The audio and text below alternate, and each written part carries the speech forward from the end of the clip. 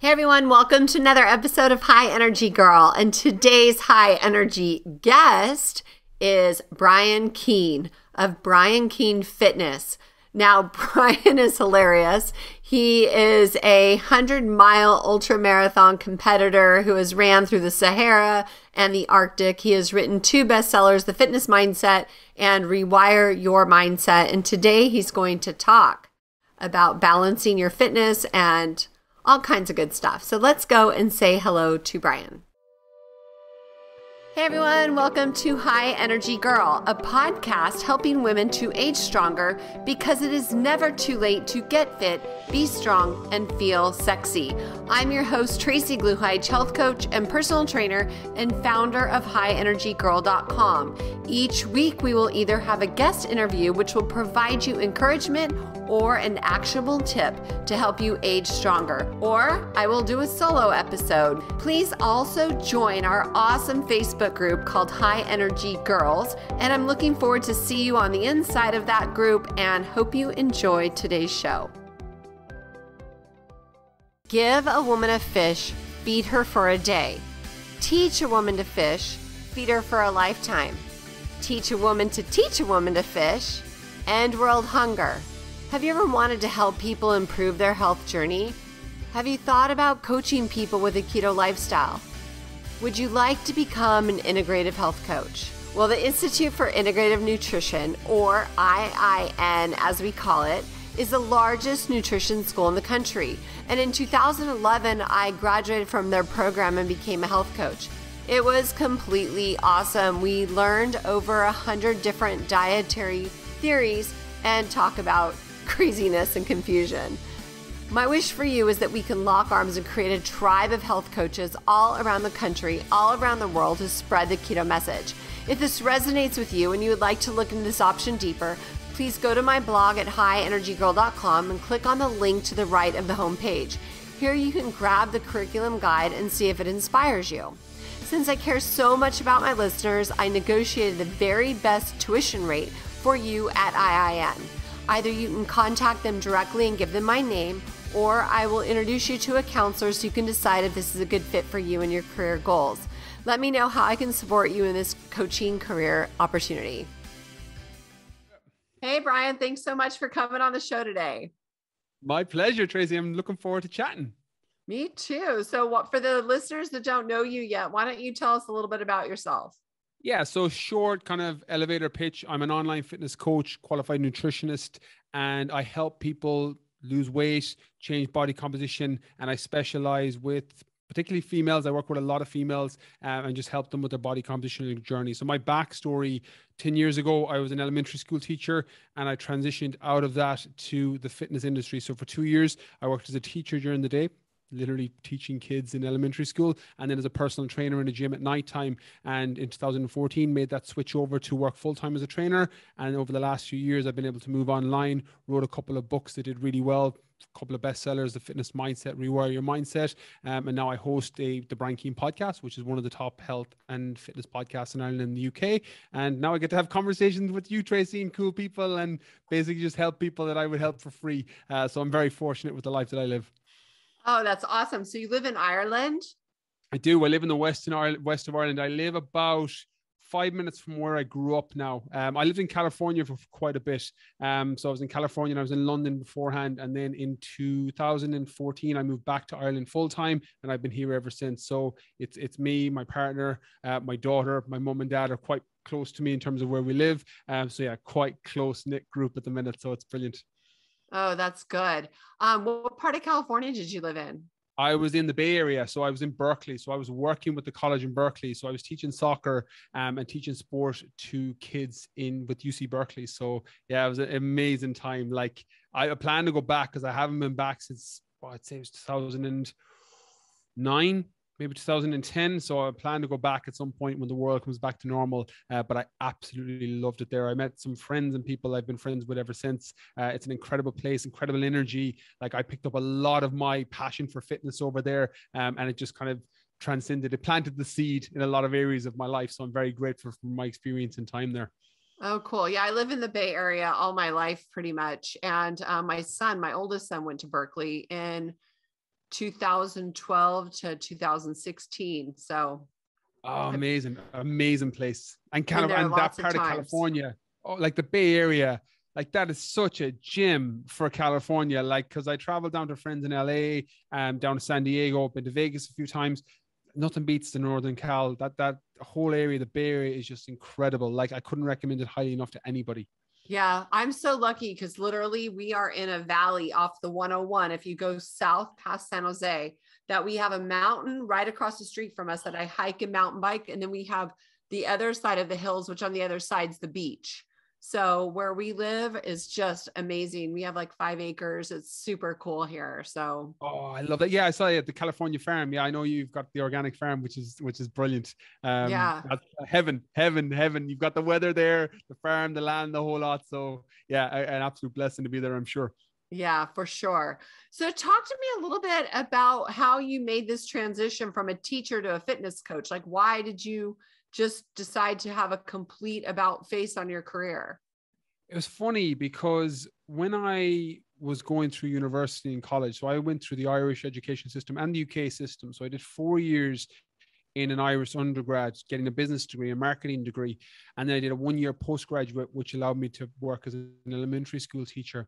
And I was about an hour into my first ever day of teaching full time with my class. It was a third grade class. And I was like, I don't want to do this. I was like, this, Oh, I was like, this isn't what I want to do. And the analogy I use in my books and on my podcast is, if for me, it felt like I was climbing a ladder, and then realized I was up against the wrong wall with teaching. That's exactly how it felt. I had closed my eyes off. I got my degrees. I got my job. I just had head down, tunnel vision. And then I got there. I was like, oh my God, this isn't what I want to do. People have this with diets, and they have this with relationships, where they'll get to some point and go, this isn't who I want to be with. This isn't the job I want to work. This isn't the diet I want to follow, or whatever it is. It looks like different things for different people. And for me, it was teaching. Now, it's not to say that I hated it. It just wasn't my calling. It wasn't the thing that I felt I could jump out of bed for every morning. I knew on Friday I was off for the weekend, and I knew on Monday I was going back into work. And about 6 months into my first job, I remember having a conversation with my mum, who has always been, kind of my rock, and always the person I went to with any advice when I needed advice, because she's always been amazing with that. And she asked me, she was like, okay, well, you don't like teaching, you're still pretty young, you're 22. Like, what would you do? What would you do for free? And it was such a profound question for me at the time. And I was like, I don't know. I was like, I've never thought about that. I said, well, I'd work in a gym for free. I was like, do you know what? I was like, if I was cleaning the floors in a gym, I'd be really happy doing that.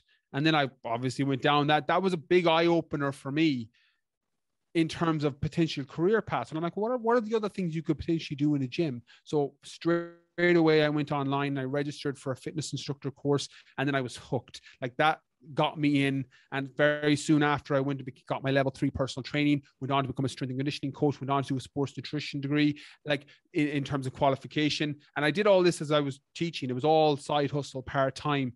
And then I started taking clients in the evening, and I was getting to the point where I couldn't believe people were paying me to take them through personal training sessions. And I'm like, but this is the thing. This is my calling. Like, this is what I love to do.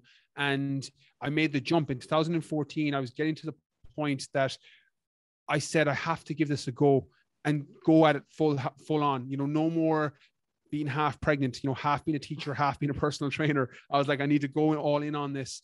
And I did. And I got very lucky. In 2016, we moved online.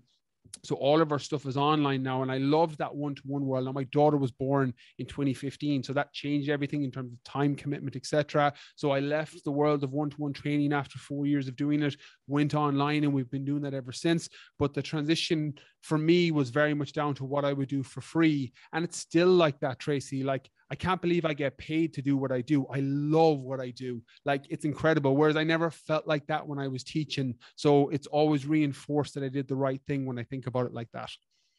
That's awesome. And they say that if you love what you do, you'll never work a day in your life.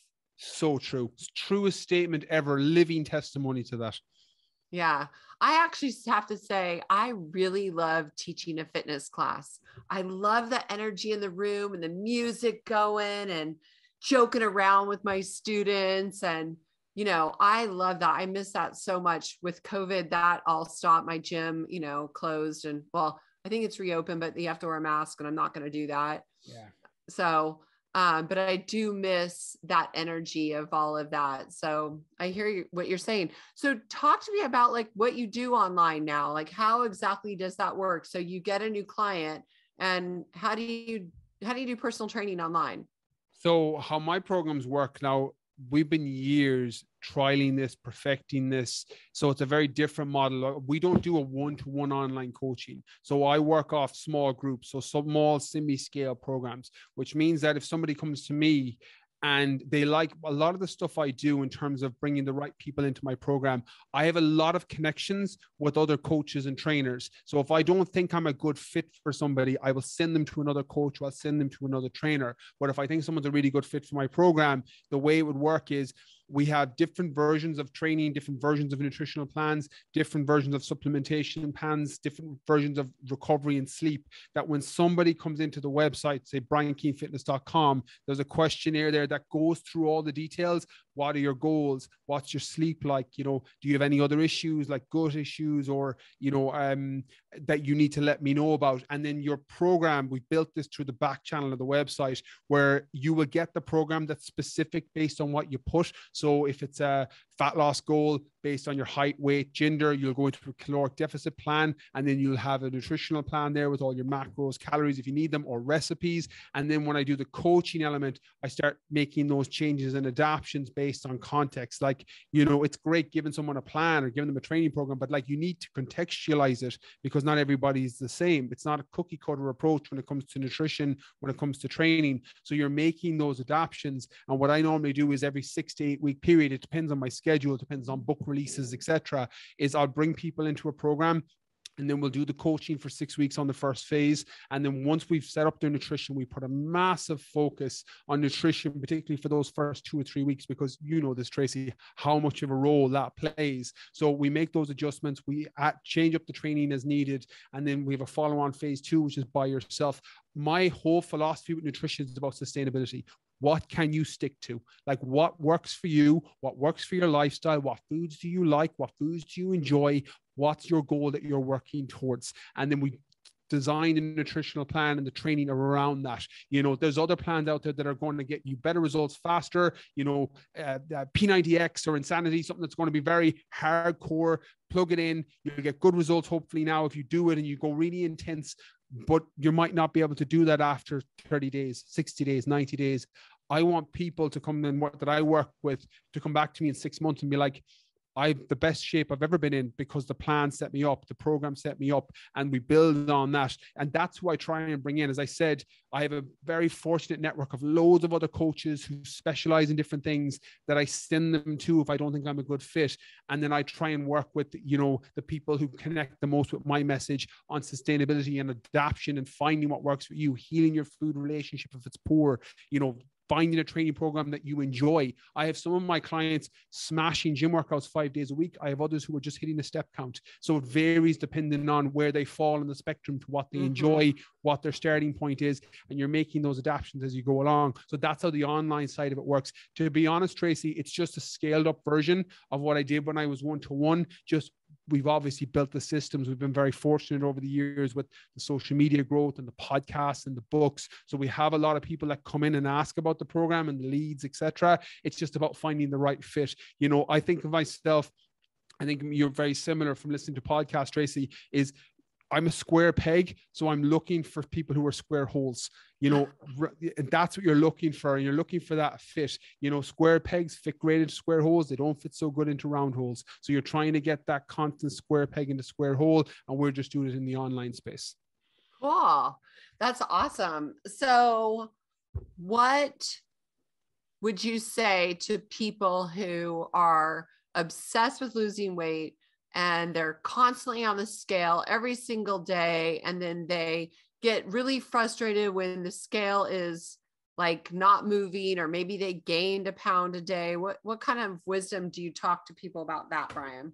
Well, it depends on the person, because generally I would always be worried of someone who puts all their self-worth into the number on a scale in the first place, because that's a self-esteem issue, a confidence issue, a mindset issue. That's something that needs to be unpacked completely over here separately. But from the nutritional standpoint for weight loss, you need to understand that weight loss and fat loss are two different things. They're two completely different things. Weight loss is the numbers on a scale. Losing weight means you have a number on a scale that reduces, over a specific point of time. You step on the scale and you're 100 pounds. You step on the scale 6 weeks later and you're 90 pounds. You've lost 10 pounds of weight. That number has reduced. That might not be 10 pounds of body fat, but you've lost 10 pounds on the scale. Reducing body fat is lowering the amount of fat that's on your body. So getting clear on those two things is very important from the front end, because what a lot of people will struggle with, men, women, of all ages, from 20 to 30 to over 50, is they're tracking weight. And one of the reasons that I struggle with people tracking weight so much who fall outside of the overweight or obese category, I think those people who are overweight or clinically obese should track weight. It's the easiest way to track your progress. For those who are just not in the best shape of their life and want to lose their tummy and lose a bit of fat and not have the love handles, or just feel better and look better, you're trying to reduce body fat. You're not trying to lower the numbers on a scale. And your process then is going to be different, because what happens with the scale, that fluctuates daily. Tracy, you know this better than anyone. Like females, hormonal issues, weight goes up and down. Like it happens with men too, but it's worse with women because of the menstrual cycle, time of the month, etc., and then into menopausal, premenopausal. It's a whole spectrum of weight going up and down based on hormones. That's not fat levels going up and down. If you've stepped on a scale and you're up 3 pounds, you're not up 3 pounds of fat. You might have had a salty meal and you're pulling in more water. You might have eaten more carbohydrates. For every gram of carbohydrate you eat, you're pulling in more water. That's why someone who goes on a ketogenic diet or a low carb diet will see a dramatic weight loss normally quite quickly, because you've pulled the carbohydrate out of your body, you've lowered the amount of water, and now you step on a scale and you weigh less. That's not necessarily fat reduction. And that's not to say don't do the keto diet or don't do other strategies, but be aware of what's happening. And that's what's going on there. So what I'd say is, for someone who's obsessed with the scale and getting the number down, and worse, beats themselves up if the number isn't down, ask yourself, well, am I trying to lose weight or am I trying to reduce body fat? That's the first thing you need to do. And then your strategy is going to be based on that. Tracking body fat, then, I like very simple methods: photos and your clothing. I think you cannot go wrong with either of those metrics. Photos, picture tells 1,000 words. Photos will tell you and show you over time if your body fat is reducing. You'll see the shape and the body composition shape. Clothing will also do that. You have a favorite pair of jeans or a dress that you like, and now it fits really snug, and you're like, yeah, it feels really good now. I can fit back into my favorite pair of jeans. You have a good chance, and as a very high chance, your fat levels are reducing. A scale won't tell you that. What also happens, and you know this, Tracy, from the content, I know because of the exercise and the programs you do, is if somebody's weight training, their weight may not necessarily go down if they're doing some form of resistance training. If you're building lean muscle tissue by doing resistance training, body weight, kettlebells, suspension training, just traditional barbells or dumbbells, if you're doing resistance training, you're potentially building lean muscle tissue, which means that your weight might not necessarily drop, but your body fat could be dropping for a couple of reasons. Obviously, if you're in an overall caloric deficit, your fat levels can come down, but lifting weight and doing resistance trainings increases your metabolic rate, which means you burn more calories while you rest. The analogy I use with my girls is it's like making money while you sleep. That's what weight training does to your fat levels. You burn calories while you're resting. So do your resistance training, do your weight training.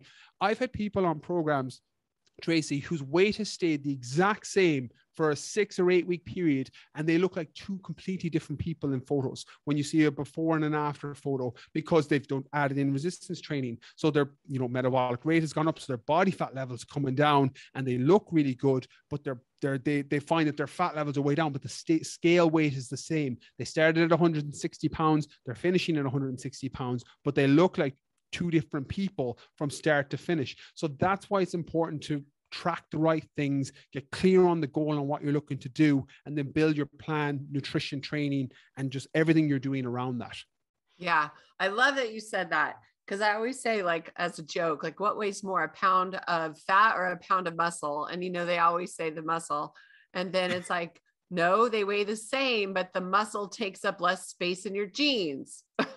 Love that. And so true. Like you've nailed it there in terms of that one line tells you everything you need to know about weight when it comes to body compositional change. Yeah. So what kind of workouts do you personally like to do, Brian?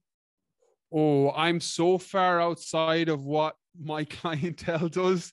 Like I run ultra marathons, I do triathlon. I do a lot of I have kind of training ADHD anyway. Like I'll go through phases of strength training. I'll go through phases of CrossFit workouts. I'll go through phases of bodybuilding. Right now, I've got a marathon in a couple of weeks, so I'm training for a marathon. But I run ultra marathons, so 100-mile ultra marathons, multi-day marathons, triathlon, things along those lines. So my training is completely different to what I normally work with people on, but that's just because of what I enjoy doing. So yeah, I captured on content. In 2018, I ran 6 back-to-back marathons in the Sahara. In 2019, I ran 230 kilometers to the Arctic. Last year I ran my first 100-mile ultra marathon in Nevada in 26 hours. So I do these things and then I capture them on content. Just gives me content, gives me things to challenge myself. But it's very different to the clientele that I work with. Yeah, that's crazy. This girl at my gym did a 250 miler. She's probably about 20 years old. She's super young, but 250 miles. I'm like, oh my gosh, you're crazy. So that's awesome. What about your diet? What do you like to eat? I tend to change up my diet based on what I'm training for, but the same principles remain the same. I know you've got the organic farm. Like I try and keep my food as close to organic as possible. Like I live on a farm in Ireland as well. So we're very, very lucky with that in a very kind of similar setup, but a lot of plants, loads of vegetables, a little bit of meat, a little bit of fish, a lot of nuts, a lot of seeds, things along those lines. But I will apply different nutritional strategies based on what I'm training for. Like if I'm training for example, when I would train for the Sahara, I did a lot of plant-based stuff and intermittent fasting so that I could get my body used to not having a lot of food when I was hungry, so that I could run through the Sahara and not starve because I had to carry my food on my back. When I was, and you're changing it up based on what you do. So at the minute, I'm training for a marathon to try and, hit a PB on a marathon time. So my carbs are a lot higher. I have a lot of rice, a lot of sweet potato, a lot of normal potatoes, and just keeping my glycogen stores full and then working towards that specific goal. So what I do, like my background, I have a nutritionist, a sports nutrition is my background, what I did outside of when I was qualifying first. And I make those adaptations. I'll fall into a ketogenic diet in the lead up to a race if it's going to be really long. I did it for the 100-mile ultra marathon. I'll do a lot of higher carb stuff for something like a marathon because it's a shorter distance for me. And then I'm adjusting my nutrition as it goes based on what fits the goal I'm training for. But outside of it, when I'm training for nothing, it's normally, good breakfast, lunch, and dinner. Normally lots of plants, bit of fish, bit of meat, a lot of nuts and seeds, very paleo-like, and then I add my favorite foods. Like I love chocolate, I don't have a sweet tooth. I have sweet teeth. Like I love chocolate. I love ice cream. So I have that included in there because it works for me. I don't separate food into good and bad categories. I like the foods like that as well. I have a little bit of alcohol at the weekends if I wanted, if I'm having a drink with my partner or if I'm gone somewhere. I don't have that restrict approach, and I just keep it kind of balanced in terms of I don't overdo it. I don't eat 10 chocolate bars, but I'll have 1 or 2 whenever I feel like it. I also won't drink 10 pints of beer or bottles of beer, but I might have 1 or 2. And that approach works really well for me. It's about nutrition's all about finding what works best for you. What foods do you enjoy? Does it fit in alignment with your goals? And can you stick to it long term? I think once anybody does those 3 things, you can make a nutritional plan strategy stick for you. And I found my version of that, and it just changes based on what I'm training for race wise or event wise, just because that's what I like to do. I like to experiment myself. So it kind of changes a little bit, but that's what it looks like at the minute. Cool. I love it. And I am with you. I think that a lot of people do need to learn moderation. A friend of mine, her husband is a vegan, so he wants to be all healthy and stuff, but he'll power through a whole box of crackers, or stuff like that, which to me, it makes no sense at all, And it's so common. Like one of the things, it's funny because vegan, that's done its whole popularity isn't the right word, a popularity buzz, but it's doing it. Nutrition, you know this, Tracy, from being years in it. It has fads and things get popular. You know, keto's popular, fasting's popular, vegan's popular, paleo's popular, gluten-free is popular. Things do rotations with nutrition. And vegan's a funny one because if you do it correctly, a plant-based diet, most people will benefit from having more plants. Like it's kind of a general rule that if you don't have an issue with sensitivities with certain plants and nightshades and legumes, etc., you're probably going to do well having more plants in your diet. But don't follow a vegan diet. Like my favorite is people are like, well, I need to lose weight, I'm going to go on a vegan diet. I'm like, okay, well, if you eat a box of crackers every day and that's jacking up your calories, I'm like, that's not going to help at all. So it's funny. It just depends. And again, ethical reasons aside, because that's a completely different thing. But for a weight loss or body composition goal, I'm like, find what you can do. You can stick to, find what you enjoy. You know, if you want to do vegan, plant-based, or you want to do vegan diet, great. But like, just make sure you can stick to it. That doesn't work for some people. It works great for others outside of ethical reasons. As I said, I'm not speaking to the ethical side. It's just about finding the fit for you. But it's a funny one that you mentioned that, because I've had lots of those. I had one of my clients who's on my plant-based plan, and she was like sending me pictures of her cookies that she was eating. She's like, well, I'm eating a couple of these every day. I'm like, there's 600 calories in each of those cookies. I was like, you're 150 pounds. I was like, your caloric intake for the day is 16 to 1800. I'm like, you're getting 1200 from those two cookies. And she's like, oh, she's like, oh, I didn't realize. I was like, yeah. I was like, let's maybe just have half a cookie, like, you know, and we'll work that into your plan. So people aren't aware of it. And it's just bringing a little bit of awareness to that when it comes to whatever diet or strategy you're trying to apply based on a specific goal you're trying to hit. Yeah, that's what they do. Like when I first started keto, because I've been keto for, gosh, I don't even know how many years, 6 years maybe. And I was like, ooh, I can eat these fat bombs, and I'd power through a ton of them. And then I realized, yeah, this isn't going to work like this. So I had to scale back. And, you know, a lot of people need to change their palate because they crave sweet stuff. Mm-hmm. And then it's that pleasure center in your brain that goes, ooh, that was good, give me more, you know. And it doesn't matter even if there's sugar in it. It's just that sweet flavor. So it's about I believe it's about really retraining your palate so that sweet thing isn't, you know, holding you captive. And it does change. It does change. Like if you're, as I said, what I love about the keto diet. Now I love the keto diet. I find it unsustainable for me over a long period, but for a short term, like it's one of the best tools I've ever used for longer races, because you're out on the course for 100 miles and you're not getting hungry because you're in ketosis. Your body has a fuel source, so it's really, really useful. But it's a case of, if it's a good fit for you, apply it and then kind of minimize against the downsides. But keto with weight loss is another little pet peeve. I've had clients who do keto with way too many calories and they're like, my weight went way up. And I'm like, yeah, but you're eating 5,000 calories. I'm like, you know, I was like, the keto plan is brilliant and it'll keep you satiated and you'll be mentally clear and you won't feel hungry. I'm like, but don't eat 5,000 calories if your maintenance is 2,000. I'm like, that's not going to help you. Right. You know, I'm not even being dramatic for effect. I've had this conversation with somebody, but I love it as a tool, as a strategy. And it's brilliant to hear how you found it as well. Well, I do it because my dad had cancer 5 times. And so I also do it because my mom has brain problems. And so I want the it's tumor suppressive and it helps maintain your brain cells, you know, so you get an alternative fuel source. So that's why I've been doing it for so long. I mean, I've never been super heavy. So I do it more just for aging. Cause like I'm 56. You're probably maybe 36, if that. You look amazing, Tracy. I know you served that over 50 community, but I didn't realize your age. You look amazing. Oh, well, thank you. Yeah, I'm nearly 34, so yeah, you're nearly right by a couple of years. But wow, yeah, but just shows, there you go, living proof. Well, but I love the way that makes me work, you know, and it gives me more energy because I don't have those blood sugar dips, you know, which I used to have. So I hardly never even feel very hungry other than if I had a hard CrossFit workout. Yeah. So, but that leads me to something that I know that you're really informed about. Let's talk about energy. So, what are those habits, Brian, that help people drain their energy, that they just feel It's funny because energy comes in lots of different shapes and forms. Now, I normally take the nutrition first approach and the lifestyle first approach. Like, there's going to be things like you have people in life, I call them emotional vampires, who will suck your energy. So that's a whole thing as well. You know, it's the mindset and the psychological side.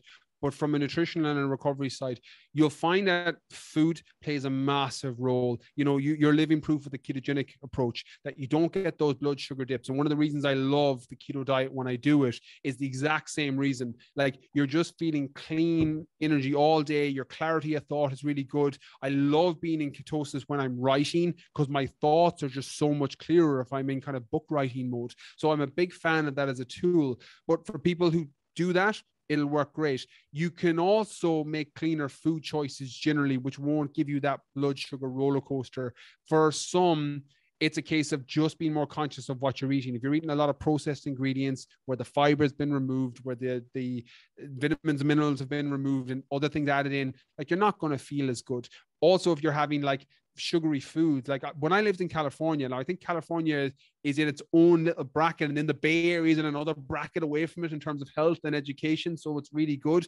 But when I had friends in New York, they would be having donuts for breakfast, and they'd be having, you know, Dunkin' Donuts. So some donuts and coffee for breakfast. And I'm like, you're starting your day off on a blood sugar roller coaster. I'm like, and they're like, they'd be so moody at 11 o'clock and tired. And I'm like, well, you had a donut for breakfast. I was like, come on, like, I'm not anti donut, but maybe don't start your day with it. So when it comes to energy levels, you're looking at your nutrition and just in general, asking, well, am I consuming enough high quality food? Like, you know, plenty of fruits, vegetables, complex carbohydrates, healthy fats, avocado, nut butters, oils, etc. Complete protein sources if you're non-vegan or plant-based. So your meat, your fish, organic if possible, free range if possible, particularly in the US, because there's a lot of, we're lucky over in Europe. It's better in Europe because there's more regulation. There's very little of it in the US. So you need to be very mindful of where you're sourcing and getting your meat and fish and those foods from. So you're making those food choices and then just building them into your plan day on day, having a good breakfast, a good lunch, a good dinner. That alone, if you're following a traditional kind of meal split for, you know, the average person, that's going to keep your energy levels quite steady. You're not going to have those fluctuations up and down, especially if you're looking at your sleep. I think the most underutilized tool, particularly with fat loss as an end goal, is sleep. Like, if people understood the importance of the role that sleep plays in energy levels, full stop, because if you're not sleeping, you're not going to be as high energy, of course. But also when it comes to things like hunger and satiation, like, you have hormones, like, you know this, Tracy, like your ghrelin and leptin hormone, your hunger hormone, your satiation hormone, literally the hormones in your body that say, I'm hungry, I'm full. If you've had a poor night's sleep, they become down regulated, which means that they're not communicating correctly. So you're hungrier than you would normally be, and you don't feel full when you would normally feel full. So that alone can have you reaching towards foods you may not eat otherwise. So if you've had a poor night's sleep, you want something caffeinated, something stimulated in the morning, something sugary, you're craving that because you've had a poor night's sleep. It's happened to me. It's one of my go off nutritional plans if I've had a really poor night's sleep. So you're focusing on that. It balances out hormones. It keeps your energy levels high, and you're keeping yourself fueled. Now, again, how much you need is so outside of my scope. There's people, Dr. Matthew Walker, Dr. Nick Littlehales, people who are way more schooled on this topic who research sleep. But most people need 7 hours, 8 hours, 9 hours plus to find their kind of sweet spot. It depends on activity levels. Like, if you crushed, like you, Tracy, a CrossFit workout, you're probably going to need an extra bit of sleep that night because your body needs to repair and recover. But if you just look at your nutrition and just look at your sleep, that's going to fix 80% of energy related problems. Then everything outside of that is your training. You know, exercise is great because exercise gives you energy, but there is a point of diminishing returns if you're doing too much of it, where energy will start to slope down and dip on the other side. That's funny that you said that, Mr. 100-mile runner. But it happens to me. It happens to me. Like, one of the things that I talk about on my platforms as well, and it's such a great point, I'm so glad you said it, Tracy, is I don't do races year round. because it just fries my central nervous system.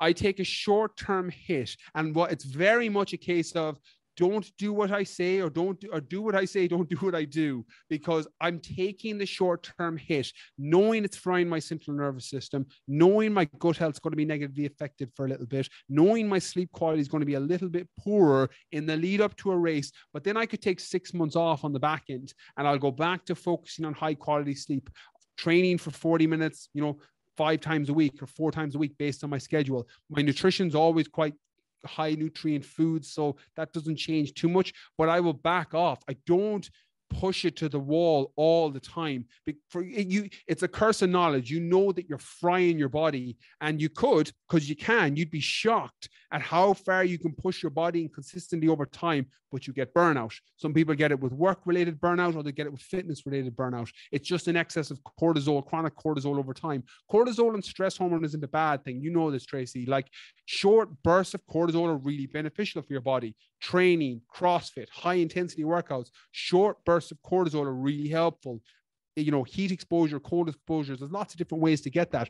It's chronic cortisol, chronic stress that is a problem. And you can get stress is cumulative regardless of where you get it from. If it's in a bad home environment where you're not happy in a relationship, if it's your boss yelling at you all the time, or if it's training too much, that's cortisol. That it doesn't matter where it's coming from. It's a physiological response that's going to be similar in your body. So I know that happens. So when I'm training for a race, particularly like the 100-mile ultramarathons, where I'll be doing, 100-mile weeks training load, and I know it's frying my central nervous system. I know my sleep's going to be poor. But once that race is done, it's right, that's done. Taking a break for 6 months or 8 months, and I let my body repair and I let my body recover. But you're 100% right. And I think awareness around it and making your decision based on the facts of what happens to your body physiologically is a good starting point. Because some people like the challenge. I like the challenge. Like, I like having the content, and I love pushing myself mentally to see how far my body can go. I really enjoy that. And I will take the short-term hit because I quite like the payoff for when I do these things and when I finish these races and seeing what happens. And then I've always more feedback on my body, and I've got cool stories from it with the Arctic and the Sahara and things like that. So there's loads of benefits, but I'm under no illusion that if I did that all the time, you would get to a point where your body would just completely burn out. So you're bringing that awareness to it and you're adjusting things around. But with energy, look at nutrition, look at sleep, look at that load, the workload that you have, stress levels, training load, and then course correct if you find that you're not happy with that. Being tired is totally fine if it happens occasionally, but it shouldn't be your default. Like, your default should be high energy. Literally the name of the podcast. Like, that should be your default. And if it's not, it means there's a problem somewhere. I would look at nutrition, I would look at sleep, I would look at training, I would look at your overall lifestyle and stress levels. Because if you're not feeling energized all the time, it means something is off somewhere, and you have that feedback now to make a change that could potentially improve your situation going forward. Yeah, totally. And when you get to a certain age as a woman, I find that a lot of people do struggle with sleep. They do struggle with stress. And, their hormones kind of get out of whack with thyroid and all kinds of issues. Why do you think that is? Like, what types of habits would you recommend a woman over 50 or 40s even, that, because I've been postmenopausal for over 10 years. So I've got my routines and my tips, but what would you add? Like, how would you tell somebody to combat either the thyroid or help them sleep better, or the stress? Like, what are your habits that you recommend? It's a great question, and you're definitely going to be able to speak to it better based on anecdotal experience and based on the people you work with. But some of the things that I've worked with my ladies when they've been struggling with this, the starting point matters a great deal. So somebody who's coming to me 51, 52, 53, 54 years of age, who hasn't been following a nutritional plan or a sleep protocol or a training regimen. A lot of people are coming off the back of Weight Watchers or the Irish and UK equivalent, which is Slimming World. And that's been the thing they've been doing for 10, 15, 20 years. I put it in my second book. I'm like, if you've been dieting for half of your adult life, you're doing it wrong. Like, it very much feedback on that. So if I have somebody like that, it's so much easier to help them balance out hormones and help them balance out things, because the small changes yield great results because they haven't been doing the right things consistently. The advice I'd offer to somebody who has been checking in, you're looking at the more extreme sides, very similar to what you do, Tracy, looking at potentially ketogenic diets, low inflammatory foods, higher quality focus on sleep, more check in with training to find where your body is your sweet spot, because sometimes training goes two ways after 50. Sometimes people get a whole new level of love for something else, endurance, and they switch into another area. So you're course correcting there, or they'll jump into CrossFit and they'll do something else and just work around potential injuries. So you've got different strategies that apply to different people.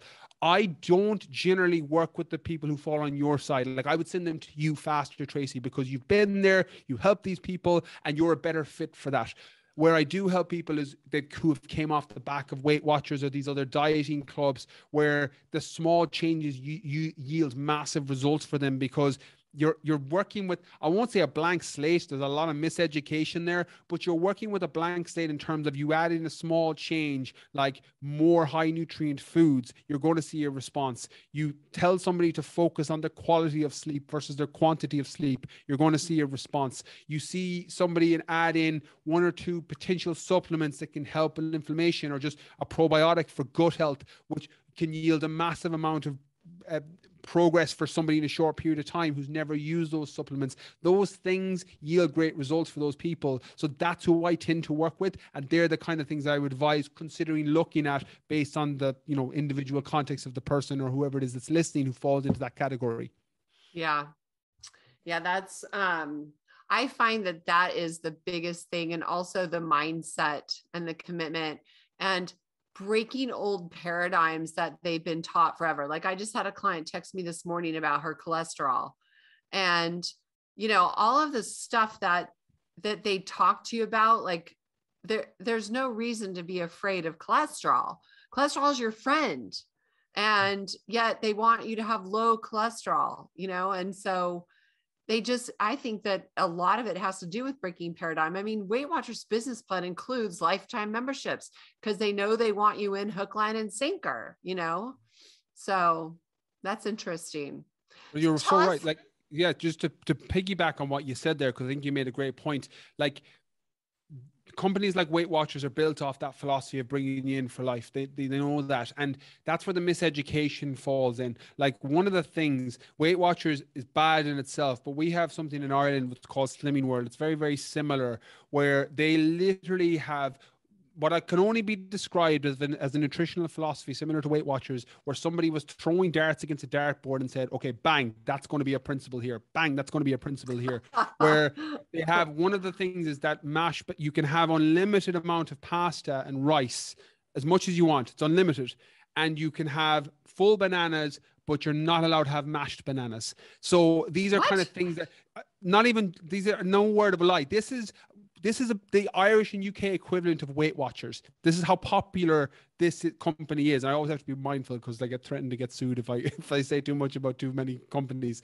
But that's miseducation. That is not grounded in any form of nutritional principle. Very similar to the Weight Watchers and point checking. Like, that's working off pure calorie deficit. If you consciously make food choices that are potentially lower in calories and have low points, and it's bringing you into a caloric deficit, you're going to lose body fat and potentially lose weight over time based on your starting point. That's miseducation, which is really tricky. What I struggle with the mindset side of a lot of the women and men that I work with is what only can be described as, a seed versus an oak tree. Like, if you have a seed in your back garden, it's easy to dig up a seed quite early on. Whereas if you go and try and dig up an oak tree, it's going to take you considerably longer. That's what I think about when I think about age and bad habits and bad miseducation around food. It's so much easier to work with somebody who's 22, 23, who doesn't have this years of miseducation and this years of bad habits and years of baggage when it comes to their approach to nutrition, versus someone in their early 40s or early 50s or late 50s who has years and years and years of all these bad things built up. So it's like the seed and it's like the oak tree. So that's why it can be more difficult, but that's what you mentioned is so important. The mindset is key. And as a coach, and you know this on your side, is you have to align the expectation that you're not going to change this thinking overnight. You've been thinking this way for 30 years, for 40 years, for most of your adult life, from the age age of 20 potentially. And now I'm telling you something else. I'm telling you to focus on fat loss versus weight loss. And you're like, what? Like, it feels like someone's attacking you personally. It's like, no, I can't throw out my scale. I'm like, well, I'm not saying throw out your scale, but what I am saying is take your photos and track your clothing. And it can be harder, and you need empathy as a coach. And I need empathy as a coach, and anyone that's out there who's a personal trainer, that it's not easy for people to change their thinking. So you just have to set up an environment where you're slightly and gradually re-educating them on the thing that is going to support them going forward, because they've had this years of build-up. That's where I find it can be more of a struggle. And if you're the person listening to this who's over 50, give yourself a break. Like, you're not going to change your thinking overnight. That's fine. But just realize that what you've been doing up until now isn't working. You have failure as feedback, that you need to make changes going forward. And you're looking for the coach or the trainer or the podcast or the book or the program that can potentially help you do that. Just make sure it's grounded in good nutritional science, good evidence-backed approach to nutrition, and you can't go too far wrong with that. And give yourself that runway of time that you will change your thinking and change your mindset. It's just not going to happen overnight. The same way as digging up a seed is so much easier than trying to knock an oak tree. Yeah, you didn't get there overnight, so you can't change it overnight. Exactly right. So, Brian, tell us a little bit about your books. So, The Fitness Mindset and Rewire Your Mindset. So I wrote two. I have my third book coming out in January. It's The Keen Edge, which is a nutrition book. So yeah, I've been on the every 2 years bandwagon with the books since 2017.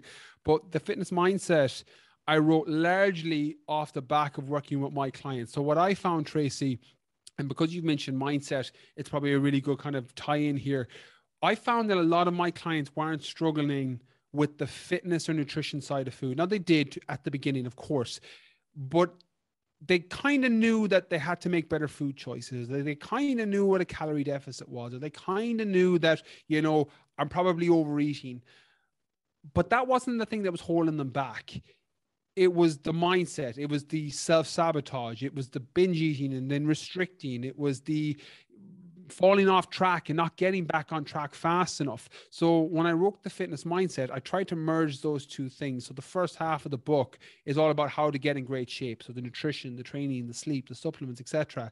But the second half is all about the mindset to keep it. Like, these are the things you do to help with self-sabotage. These are the things you do to set your goals correctly so that you have a reason to stay on track on the days you don't feel like it. The things that were my clients were falling down. So that's where I focused that attention. Rewire Your Mindset in the second book went a little bit broader on that. It kind of took a little bit more of a life focus. A lot of that for me was just self-reflecting on, some of the misconceptions I had when it came to thinking. I've always struggled. I won't say always. In my 20s, I definitely struggled with balance, and I would fall on the extreme end. I have I do the ultra endurance events. I have quite an extreme personality and can veer towards extremity. And writing Rewire Your Mindset was trying to bring that back into balance for me. So how can I make sure that I'm showing up correctly with my daughter, or my partner, or my loved ones? But how do I balance that with my fitness? And how do I balance that with my business? And how do I balance that with feeling fulfilled in the things that I do? And then getting my mindset right. I had a lot of misconceptions around mindset, failure. I always had failure as a bad thing, as opposed to failure being feedback on what didn't work and how you can use that information to improve going forward. I had a massive misconception around fear. I didn't understand the difference between real fear and perceived fear. Real fear, you jump out of a plane with no parachute, you can go splat on the ground. Perceived fear is stepping up to do a talk at a business meeting or, in your office, and being afraid that you'll forget what you say and people will laugh at you. That's perceived fear. There's no real threat there. I would confuse them. I had them all layered together, and I would just let fear dictate what decisions I made, as opposed to, deciding on the things that I was afraid of and then attacking them and going after them and using that as feedback that this is maybe the thing I should be doing. So all of those things I had to unpack. And in the second book, Rewire Your Mindset, that's what I did. And then the third book is nutrition. It's been my content for the last 18, 24 months. working with people on the nutrition side. You know, the working title for that book was The Nutrition Mindset. It got changed into The Keen Edge, you know, Mastering Your Mindset for Long-Term Fat Loss. That's out in January, and it's all on the nutrition side. So I break down all the diets in there. So keto, intermittent fasting, vegan plans, the pros, the cons, and then it's about finding what works for you. My entire nutritional approach is most diets will work if you stick to them. If they're hit a couple of principles. Fat loss, it needs to be in a caloric deficit for the most part. For muscle building, you need to be hitting your daily protein requirements. Like, there's certain principles you have to hit, but outside of that, it's all up for negotiation. It's just about what works best for you. And the nutrition book, The Keen Edge, is all about that. Is here are all the plans. Does this work for you? And here's how to test for it. And here's how to get your mindset right. So if you fall off track, you reset and you go again, and you use it and you identify the triggers to why you fell off track. And then you keep plugging that back in until you have the perfect nutritional plan at the end. So since 2017, that's what I've been focusing on. Again, I've done lots of other things. Thankfully, I've been very lucky with what I've done business-wise and otherwise. But that's been the books: The Fitness Mindset, Rewire Your Mindset, and then The Keen Edge, which should be out in January. Awesome. And they can just get any of these books at just the local bookstore, Barnes and Noble, or Amazon. And Amazon's probably the best, just because, again, I'm not sure how it works everywhere in the States, but it'll be available. The Keen Edge particularly be available everywhere. So I generally just help people: Book Depository, Amazon, wherever you like online. If you're listening to podcasts, it's normally easy to just click on through and get it online if you think it'll be a fit. Like, I'm also a believer, Tracy, that my book's a great fit for some and not a great fit for others. Similar to my approach. Some people who think that the message that I said there connects with you, you should definitely read it, but other people shouldn't. You'll get more reading Harry Potter or 50 Shades of Grey if it doesn't connect with you. Oh, like, no.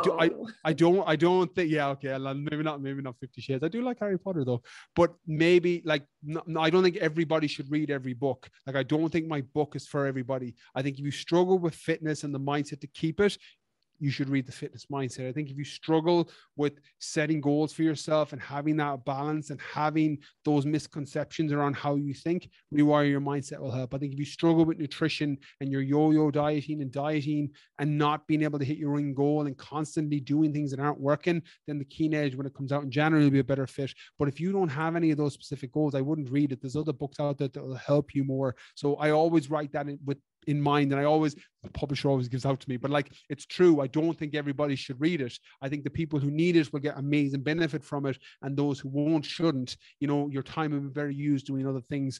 So I just wanted to add that as well, which very humble of you. Very well, humble, but it's true. It's not even the humble. It's not even a false humble. I hear you. It's true. Like, it's down to the square peg, square hole. Like, I try to help the people I think I can help. And if I fall outside of that circle, I won't speak outside my circle of competence, but I will recommend people to other people who I think are a better fit, or other books that are potentially a better fit. I apply my business to that. My podcast, my Instagram, my social media in general, my programs, the books are all about, if you think it can help you and it's a good fit, you should consume that content. If you don't, you shouldn't. Yeah, I hear you. I absolutely agree. I have books on my shelf that I've bought that I never read. So I get it. So you just mentioned like Instagram and all your stuff. How can people find you? Yeah, so I'm on everything, Tracy. Brian Keane Fitness is my Instagram. The Brian Keane Podcast is my podcast, but I'm on everything: TikTok, Facebook, the whole lot. If you put my name into Google, it comes up. It's just very much down to how do you like to consume information. People like podcasts. I would definitely check out the Brian Keane Podcast. If you like Instagram and kind of video content, YouTube, Facebook, Instagram. If you like, reading stuff, the books or the newsletter on the website, it really just depends on how you like to consume content. Awesome. Well, I just want to thank you so much. You are the biggest high energy guy I've had on the show. And I appreciate that, because I have interviewed people that are the exact opposite of you. And I'm just like, yeah, we feed off the vibe. I'm getting that from you, Tracy. So I appreciate that. And thank you so much. I've had an absolute blast. Thank you so much again for having me on. Well, awesome. It was good to see you. All right, you guys, thank you so much for listening. I hope you enjoyed this episode. He was a lot of fun to talk with, lots of big energy. Please check out the show notes page at highenergygirl.com/show. Go out and make it a great day. This podcast contains the opinion and thoughts of its host and guests. It is intended to provide helpful and informative material on the subjects covered.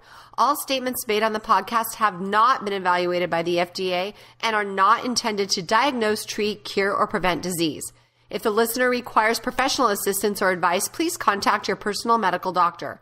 Both host and guest specifically disclaim any responsibility for any liability, loss, or risk, personal or otherwise, which is incurred as a consequence directly or indirectly of the use and application of any of the contents of these episodes. Like I said, this is my opinion and I could be wrong.